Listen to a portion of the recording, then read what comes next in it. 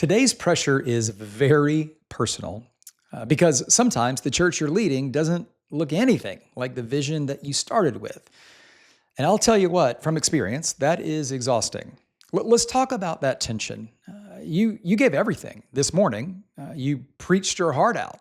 You smiled through the pain. You rallied a few volunteers. Again, you accepted a few backhanded compliments. Side note, people used to say to me a lot of times after I preached, you're getting a lot better at that, which I don't know. Is that a compliment? Good grief, right? So back to you. Maybe you're in your car on Sunday heading back home, or maybe you're on your couch about to take a nap. I don't know. But what you might be feeling or thinking is this really it? Is this really where we are? Not because things are necessarily falling apart, but because this is not exactly what you dreamed of. This is not the exact vision that you feel like God called you to. That gap between your calling and your current reality, that is a real pressure point. And it can feel crushing if left unattended for too long. You envisioned a church, right, that was alive, that moved people, that changed things. But now it just feels like meetings and systems and schedules and more meetings and more systems and then another meeting to talk about more systems. And that vision that you carried, it really feels buried, doesn't it, beneath all the busyness of Sunday. There's two things that I think you should probably hear about this. One, you are not the only pastor who feels this way. Man alive. I was a lead pastor for 13 years. I felt this a lot. I felt like we often made great progress within our vision. I also felt like sometimes I'd leave on a Sunday and think that was not what I was dreaming we would be doing. Is certainly not the direction I think we should head in long term. The second thing, though, that you should hear is that you're not failing because of this. You're just leading through a fog right now. That probably does require some clarity. Let me give you three reminders to help you kind of reconnect your current reality with the vision that God gave you. The first one is that it's not going to happen accidentally. Vision drifts if it isn't directed. It reminds me of being in the ocean. I know you've heard this analogy a billion times, so I won't bore you with it. But you're drifting without even noticing it, and pretty soon you're a mile down the beach. That's exactly how vision can be. And so you have to stop and frequently ask, where are we going? Every Sunday, I learned to kind of pause and ask this question as I was evaluating Sunday. Not just how did today go, but where is today leading us? Where does it feel like we're going based on what we just did? If you ask that question, odds are some change is going to be necessary. If not, great.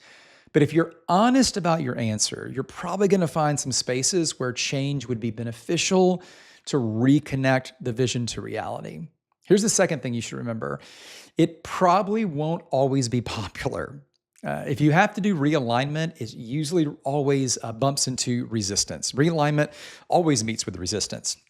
Not because the realignment is wrong or the idea is wrong, but because comfort doesn't like a new clarity. In fact, a lot of people can get really comfortable in a lack of clarity. It's weird, isn't it, that we as a people desire comfort so much that even if something isn't working or isn't going the way that we think it should, we would rather take, it's like a bird in the hand is better than two in the bush, right?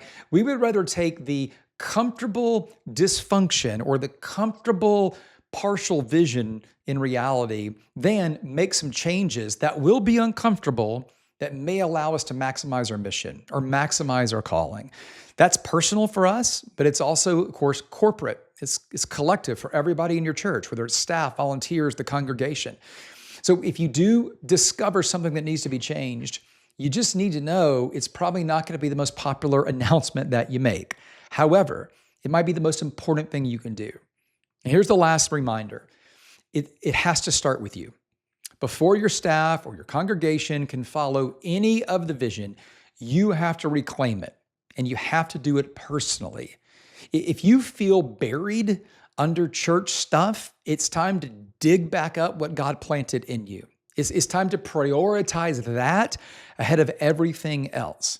And when you put that vision at the forefront of yourself and of your leadership, you position yourself to answer that question I gave you a little more personally, to work a little more diligently on that change so that you can see that vision come to fruition.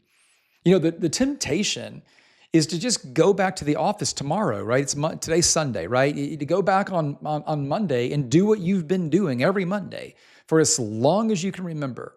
Have the evaluation meeting, talk a little bit about where you're going this week, and check in with your preschool director. I mean, it's all the normal stuff. And I'm not suggesting you shouldn't do those things, but before you just rush into another strategy or evaluation meeting or start doing sermon prep again, I would just love for you to spend, whether it's today on a Sunday or, whether it's just, Monday morning before you get into the office, drive maybe with nothing on and don't even listen to a podcast, right?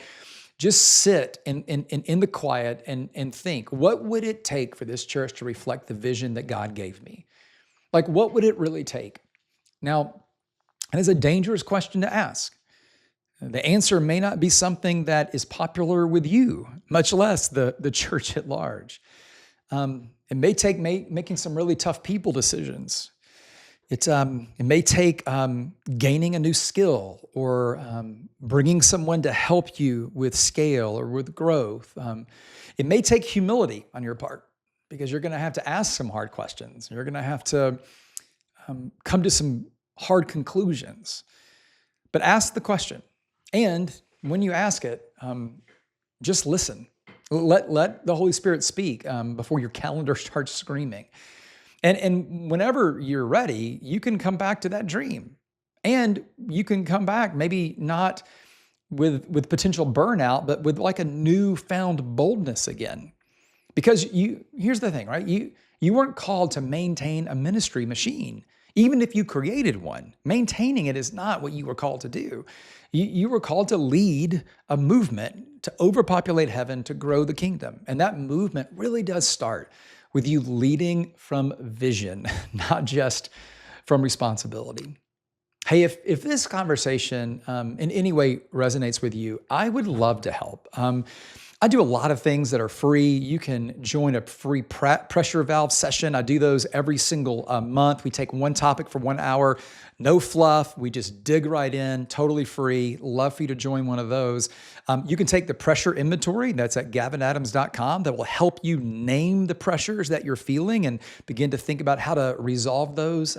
Because here's what I do know. You can lead with clarity and confidence. You just can't do that if you're trying to carry the weight alone. Hey, I'll see you next time on the Pressure Pod.